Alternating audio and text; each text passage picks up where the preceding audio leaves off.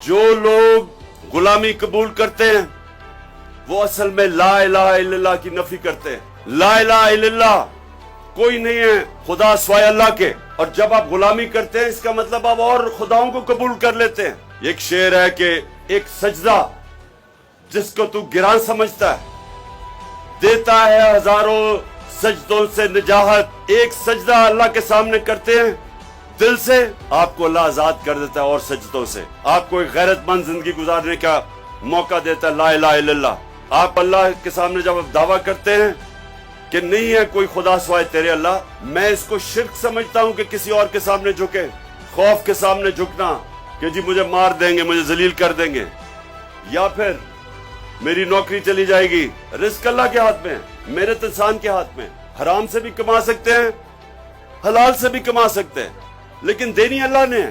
ایک میں عزت ہے کم بھی رزق ہو، اور ایک میں ذلت ہے کہ آپ سب سے مہنگے لندن کے علاقے میں رہ رہے ہیں اور ہر روز چور چور کی آوازیں سن رہے ہیں۔